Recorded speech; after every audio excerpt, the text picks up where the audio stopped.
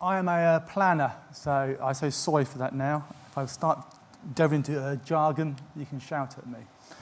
What's the issue? The issue is a planner. What's the issue? The issue isn't how you build the runway, where you get the road in, the trains, the buses.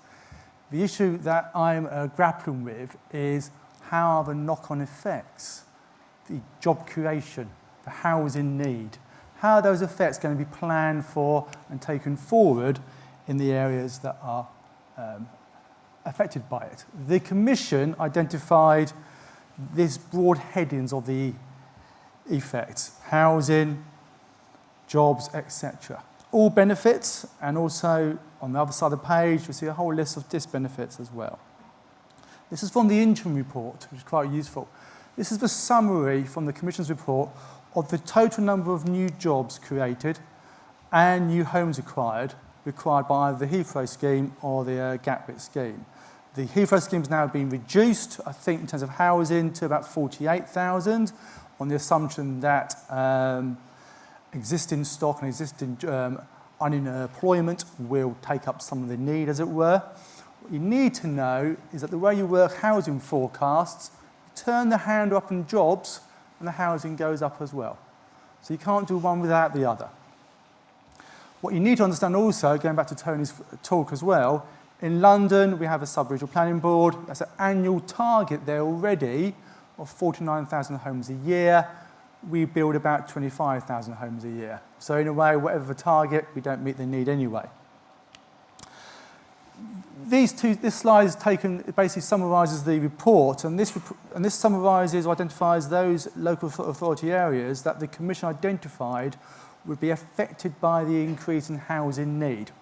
So you can see the Heathrow generally follows a travel to work pattern I suggested on the M4 corridor out to Reading, out as far as Newbury. Gatwick, a lot more dispersed, reflecting the wider area of local authority boundaries.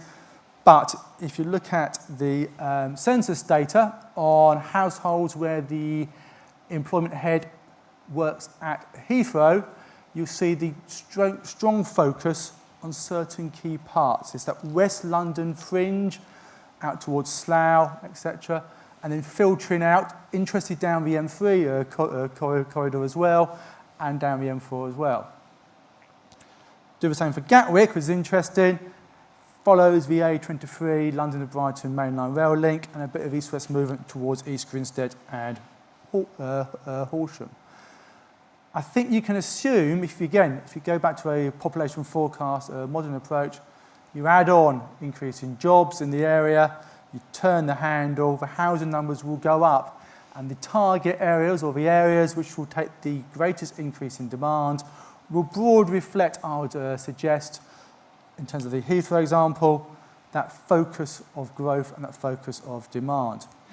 On that plan, I did add on Greenbelt, SPA boundaries, floodplain, etc., so you get an idea of the constraints. It just got a bit too busy.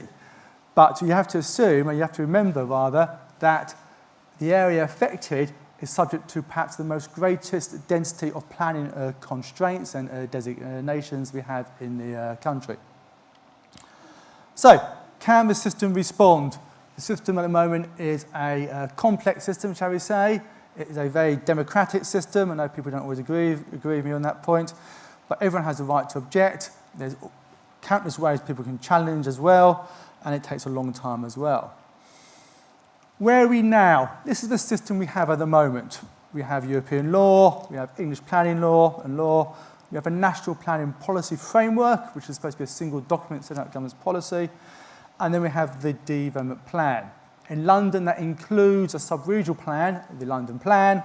Outside London, there is no sub-regional plan. At best, you may get one or two local authorities joining together to create their own plan, like Norwich or Northamptonshire. But generally, each council goes it alone. What that means outside London is that each council, when it formulates its own plan, has to work out its housing need looking forward. Then has to trot along the boundary to adjacent authorities and say, how much need have you worked out? We can't meet that either. Never mind. There is no sub-regional mechanism for unmet needs or sub-regional needs to be reconciled and apportioned. What does the Commission say? What they say, as Tony alluded to, was some form of non-statutory, could be statutory, but not a regional planning body to take it forward. I don't know why the Commission said that. Didn't appear to be in their remit, perhaps. It looks like somebody else wrote that one line, no to regional planning. I think it leaves us hanging. It's dealt with barely in 2 sides of A4, and I would suggest it's probably the most difficult issue for us to address. What is needed, and I'll be shot down here by a number of people, I'm sure, is some form of joint sub-regional planning body. The impact of the airport, the job creation, the reason why we're doing the airport growth, the reason why the airport will come forward will be economic benefit. You don't just stop at building a runway and a rail scheme and a road access scheme. You harness those benefits. You provide for the jobs, you provide for the housing. You only do that in a logical way that reflects transport routes, employment areas, if you have some form of body that can look across local authority boundaries, identified need, and provide the type of evidence base that is needed. If you don't have that, I'll be at countless public inquiries and hearings arguing at each and every single local authority within that travel to work pattern what their housing need is. And the effect will be, I would suggest, an under-provision of new employment space and an under-provision of new housing as well. Whether the government wants to go down that route, given the context of where it is, and I'm not saying we go back to the old Labour form of RPGs, etc., whether it has a stomach for that, I don't know yet. What is the effect? A little diagram that I quite like, and apologies if I've missed anybody off. We are moving towards, I feel, some form of sub-regional planning framework and understanding where London doesn't stop at the boundaries of London, and London planning isn't a concentric, and South East planning isn't a concentric mechanism. It's actually a mechanism, a planning framework that's linear, structured. It reflects the growth areas, Stansted, Heathrow, M23, etc., more crossing the boundaries, crossing the existing local authority structures. If you're going to realise the benefits of the airport growth, you have to address those sub-regional needs as well. Thank you.